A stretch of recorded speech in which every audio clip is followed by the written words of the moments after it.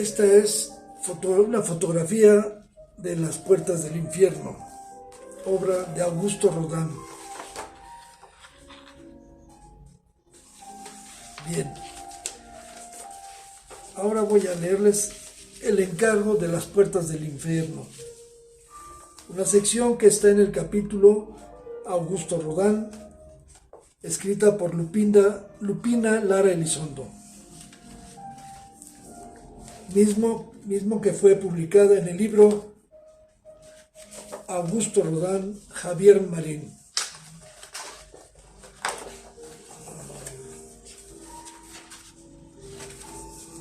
Encargo de Las puertas del infierno. ¿Cómo podría conseguir que su San Juan Bautista llegara al Salón de París? En 1880, Rodin recibe ayuda de Edmond Turquet, entonces subsecretario del ministro de Bellas Artes, cuñado de un compañero cercano de los talleres de Sèvres. Turquet se interesó en reabrir el caso de la autenticidad escultórica de la Edad de Bronce, y gracias a su disposición se logró poner en evidencia una verdad que había quedado enterrada desde hacía ya 5 años, quedando en ese momento debidamente sustentada con las nuevas declaraciones de importantes escultores, dejando eliminada cualquier sospecha. Esto le permitirá a Rodin cumplir con uno de sus más grandes sueños: exhibir la Edad de Bronce y también el San Juan Bautista en el Salón de Arte de París. La primera obra obtuvo la medalla del tercer lugar, con lo que se logró confirmar su adquisición por parte del Estado, y recuperó así los 2.200 francos que había invertido en su fundición. En agosto, la misma obra obtuvo la medalla de oro, hecho que finalmente confirmó la apertura de las puertas a su gran carrera. Estos acontecimientos dieron respaldo a Edmond Turquet para asignar a Rodin ese mismo año una importante comisión oficial: la realización de unas puertas para el futuro Museo de Artes Decorativas de París, ofreciéndole como pago la cantidad de 8.000 francos. El museo no existía aún, pero se había planteado la necesidad del mismo a fin de impulsar las actividades decorativas en Francia, siguiendo el exitoso ejemplo que el recién inaugurado Museo de South Kensington, posteriormente llamado Victoria and Albert Museum, había logrado en Inglaterra. Se trataba de un gran proyecto, pero lo cierto era también que ningún otro artista de renombre lo habría aceptado sin la garantía de un espacio definitivo para la obra. No fue sino hasta 1882 cuando se aprobó la construcción de dicho recinto. Sin embargo, el museo nunca llegó a construirse, quedando finalmente ubicado en el pabellón de Marsan del Museo del Louvre desde 1905. Así, las puertas siempre se quedaron sin un recinto definitivo, acompañando al escultor en su taller de Meudon desde 1890, cuando estuvo lista la versión definitiva y hasta el final de su vida. Se sabe que fue el mismo Rodin quien eligió el tema de la Divina Comedia para las puertas, ya que, además de ser una obra que había tenido en él un gran impacto intelectual y de inspiración visual, observaba en ella una oportunidad para llevar a los personajes de Dante al dibujo y a la realidad tridimensional. Detrás de ello, también observaba que con la ejecución de tantas figuras de pequeño formato se confirmaría de manera contundente la falsedad de las acusaciones pasadas en su contra. La temática de esta obra literaria, que había resurgido entre los intelectuales de los siglos XVII y XIX, había inspirado a músicos y pintores. El más reciente en ese momento, el inglés William Blake, quien al igual que Rodin se concentró en el infierno. El escultor buscó sintetizar en tercera dimensión la esencia del pensamiento de Dante, resaltando a los personajes centrales de algunas escenas. Para la ejecución de este trabajo, el gobierno le ofreció un estudio en el almacén donde se resguardaban los bloques de mármol que se entregaban a los escultores que recibían comisiones del Estado. El Dépôt de Marbre se ubica en el 182 de Rue de l'Université, cerca del Campo Marte, donde había 2 estudios. El suyo era un espacio amplio que contaba con la suficiente altura como para la realización de este proyecto, y aunque tuvo otros estudios, siempre conservó esa dirección como oficial. Durante un año entero, Rodin vivió en su íntima cercanía con Dante. Sus biógrafos comentan que leía y releía los episodios del libro, teniendo siempre a la mano una libreta en la que constantemente hacía apuntes y dibujos que posteriormente reinterpretaba en bocetos en tinta china.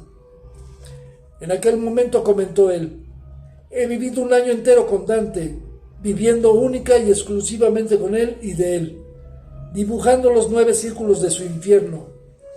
Pero al final de aquel año me di cuenta que mis dibujos estaban demasiado alejados de la realidad, y volví a empezar todo de nuevo y trabajé en vivo con mis modelos. Los estudios en papel le habían permitido descifrar la perspectiva y la composición escultórica de la obra, logrando concebir a través de ellos la dimensión de las puertas. Fue entonces cuando mandó construir una estructura de madera, la cual cubrió con barro y recubrió con yeso.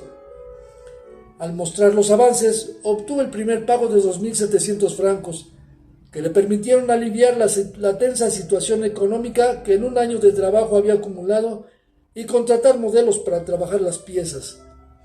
Rodin no contaba con modelos profesionales.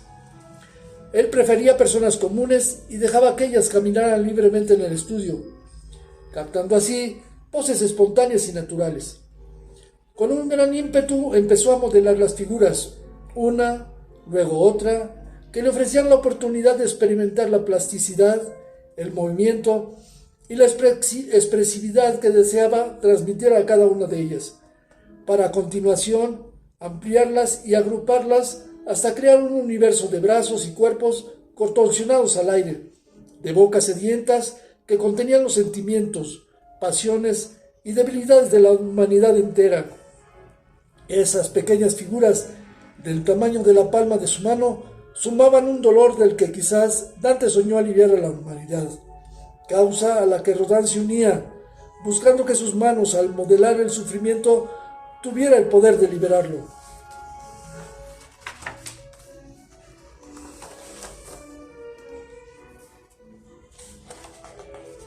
En el primer acercamiento estructural del trabajo, Rodin tomó en cuenta la idea de las escenas rectangulares que Miguel Ángel aplicó en la bóveda de la Capilla Sixtina, implementándolas como en las puertas del paraíso del baptisterio de Florencia, o como en las puertas de la iglesia de la Madeleine de París. Sin embargo, cuando produjo su última maqueta, la idea de estos paneles había desaparecido y el tema se había integrado en uno solo. Entonces, decidió dividir la composición únicamente en 3 secciones principales: el lado derecho y el lado izquierdo de la puerta, coronados con un dintel central, con pilastras laterales y un panel inferior. Hasta arriba, en el dintel, aparecía una figura, la de Dante precisamente, recogido en sus pensamientos, atormentado por su propia visión del mundo.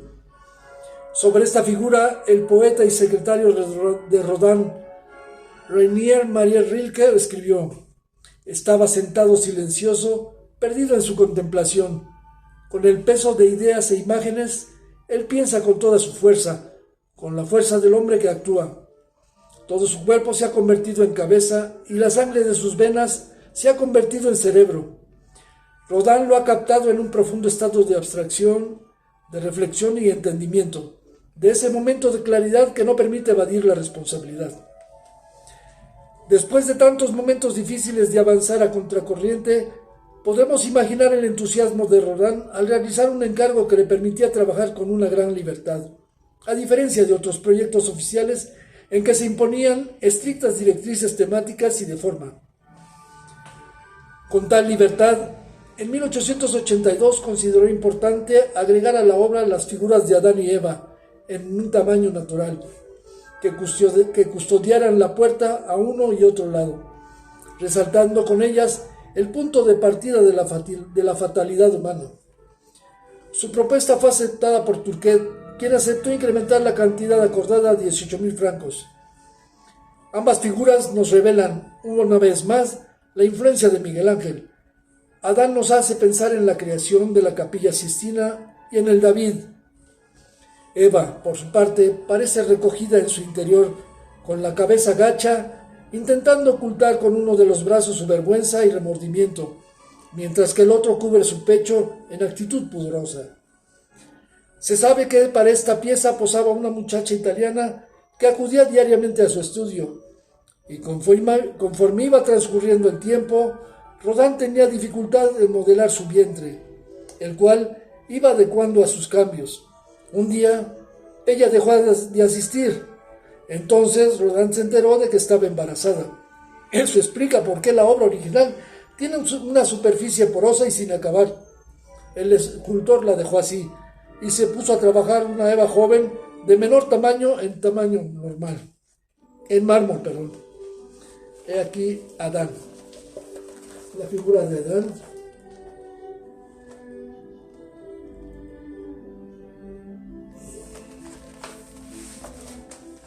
Y la de Eva. La original.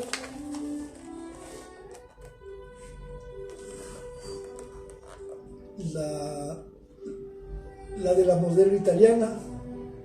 Y la posterior, más chica, con otro modelo.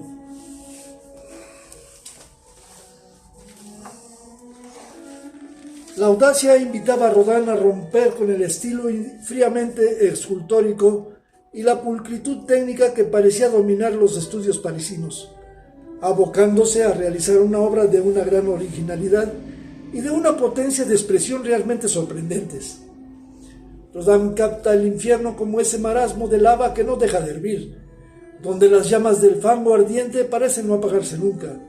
Ahí se condensa la aberración, cunden las pasiones atormentadas y enérgicas que se han encargado en cada una de las figuras, resolviendo así la visión de la desolación eterna que Dante quiso compartir y cuya resolución nos lleva a recordar el juicio final que Miguel Ángel pintó en la Capilla Sistina. En el lado derecho muestra la tragedia del conde Ugolino, encerrado con sus hijos en la torre, quien después de una prolongada vigilia y aislamiento, como fiera hambrienta, cae a devorar a sus hijos muertos. Al lado izquierdo, la escena de Francesca da Rimini abrazado al cuerpo de Paolo, hermano de su esposo, Gianciotto Malatesta. Paolo debía cuidarla, y compartiendo la lectura cayeron enamorados. Rodin los capta en el momento de besarse, que es cuando toman conciencia de la traición y de sus sentimientos. Por encima de estos grupos escénicos se encuentran bajorrelieves, de los que destacan figuras en altorrelieves y mediorrelieve, otorgándole a la obra una perspectiva y dimensión extraordinarias. Además de cuerpos enteros, encontramos en ellas máscaras trágicas, cabezas enfurecidas que muestran haber vivido pasiones concupiscentes y que han quedado víctimas del dolor y la culpabilidad. Entre todas ellas se integran un total de 227 figuras que componen esta gran creación. He seguido mi imaginación, mi sentido de la distribución, del movimiento y de la composición. Solo ha sido desde el principio una composición de puro placer personal y debe seguir siéndolo hasta el final. Sin embargo, Rodin siguió trabajándola. No cesó de modificar la obra con una gran espontaneidad, sin prisas y sin programa previo. Una pieza o una parte de ella lo llevaba a otra. Al no haber ningún lugar específico para colocarla, no había limitación de espacio, de formato ni tiempo. La pieza se montó completa por primera vez en 1884 y habiéndole hecho algunos cambios la volvió a montar el siguiente año. Fue en ese tiempo en que se inició el monumento de los burgueses de Calais. Así que a partir de ese momento los cambios fueron menores, y es que el maestro parecía no poder resistir la pasión y el entusiasmo que provoca la creatividad. Para 1886 aparecen tres personajes que integran una sola pieza dominando el conjunto en la parte superior, las tres sombras, cuya propuesta puede haber sido tomada de las tres figuras que coronan la puerta del paraíso del baptisterio de Florencia. En las puertas del infierno de Rodin, las figuras aparecen como una variante del Adán que había trabajado en tamaño natural y que en este caso presentaba por triplicado. Toma 3 copias de la misma pieza y las coloca en diferente ángulo, abriéndose una junto a la otra desde un punto central. A la figura se le ha extendido la cabeza hasta la horizontal del hombro. Además, el brazo izquierdo se separa hacia adelante del cuerpo, formado ese punto en el que aparecen unirse los brazos de las 3, y tiene las manos cortadas, simbolizando la desesperación que aflige a los condenados. La agrupación no tiene un significado específico, simplemente pretende una composición particular, en donde el espacio ocupado y el vacío se repiten en diferente ángulo en cada figura, generando así una similitud musical, ya que en la música son tan importantes los sonidos como los silencios. Por otra parte, esta obra nuevamente nos enfrenta al efecto del movimiento que, como he mencionado, en aquellos tiempos era una idea audaz y revolucionaria, revelando la modernidad en las búsquedas de Rodin. Las puertas del infierno es considerada como la obra central de este gran artista del siglo XIX. En ella se encuentra resuelta y materializada la imponente inspiración creativa que integra su monumental legado artístico, ya que infinidad de las obras maestras de Rodin provienen de este trabajo. Es imposible dejar de resaltar el importante papel que Camille Claudel ocupó en la conformación de las puertas y en los trabajos que Rodin realizó en ese periodo. Esta joven de 19 años, habiendo logrado vencer la oposición de sus padres para estudiar escultura, se convirtió en la musa, modelo y asistente del maestro desde 1883, año en que la conoció en el taller donde estudiaba.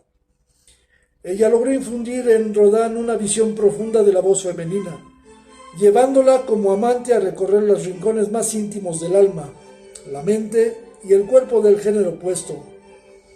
Obras de gran erotismo y pasión amorosa fueron inspiradas por ella.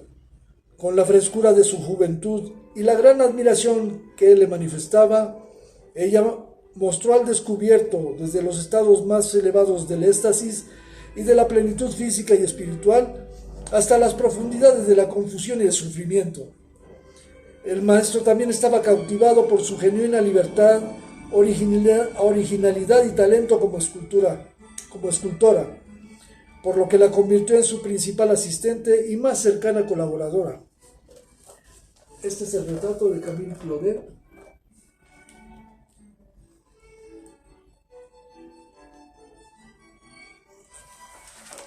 Es un retrato realizado por César. Se encuentra en los archivos Musée Rodin de París, Francia. El rostro y el cuerpo de Mademoiselle Camille, como él la llamaba, infundirán una vitalidad particular y un halo de realismo y naturalidad a diferentes figuras femeninas de las puertas del infierno, en las que ella quedó retratada. No fue sino hasta 1895 cuando sobrevino la separación, provocada quizás por la negativa de Rodin de casarse con ella, pues al parecer no quiso abandonar a su compañera de tantos años, Rosette Burret.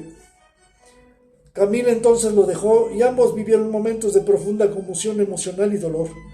Y no obstante el apoyo que él le mantuvo, tanto económico como profesional, buscando abrir camino a su talento, ella no logró superar la idea de la dolorosa realidad. Si para Rodin era difícil sobrevivir como escultor en pleno siglo XIX, para una mujer era casi imposible. Así que su sobresaliente talento solo llegaría a ser reconocido mucho tiempo después. A lo largo de su carrera, Rodin fragmentó, ensambló y amplió a los personajes principales de este homenaje humano. De ese conjunto se conformaron nuevas obras, nuevos diálogos, nuevas formas y ángulos de la misma pieza, haciendo patente la sorprendente perfección que guardan las poses ejecutadas, que, sin mayores adaptaciones, logran vincular la versatilidad del movimiento que el mismo cuerpo humano permite. Las figuras son tan apegadas a la verdad que guardan equidad desde cualquier ángulo, y este simple atributo vuelve a su obra indiscutiblemente genial. Fue hasta 1890 cuando consiguió la versión considerada como definitiva de las puertas del infierno, ya que los encargos de los burgueses de Calais y los monumentos a Victor Hugo y a Balzac que le fueron solicitados en 1889 y 1891 respectivamente, no le permitirán más tiempo para dedicárselo a esta gran obra.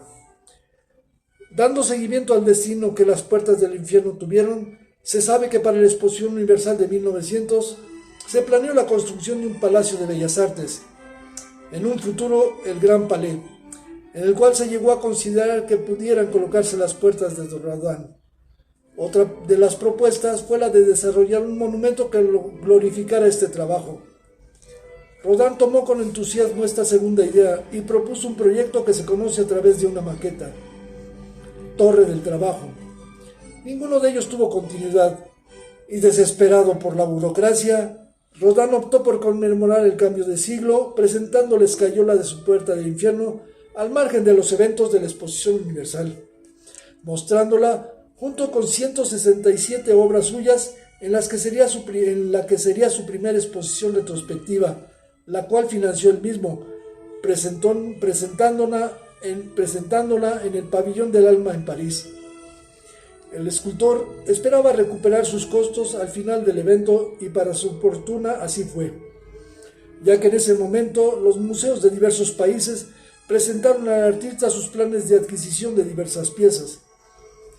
Parece ser que, debido a que el yeso de las figuras había tomado diferente color al de la puerta, no se colocaron en esta las figuras sobrepuestas, mostrándose en ocasión casi vacía, lo que la transformaba en una obra simbolista y abstracta por excelencia.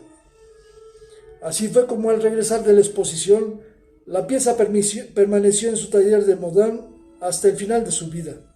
Los 7 bronces que conocemos se fundieron posteriormente, pero Rodin nunca los vio y se realizaron a partir de la versión completa que se tenía de la obra.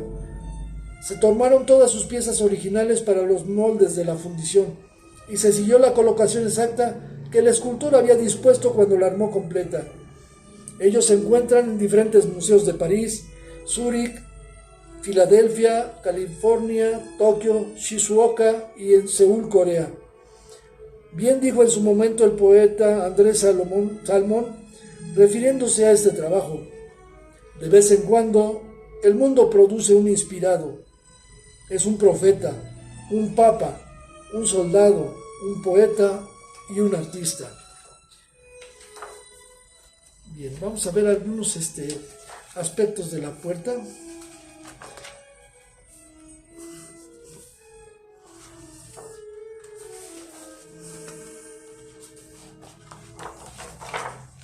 Algunos aspectos de la puerta, de las puertas del invierno.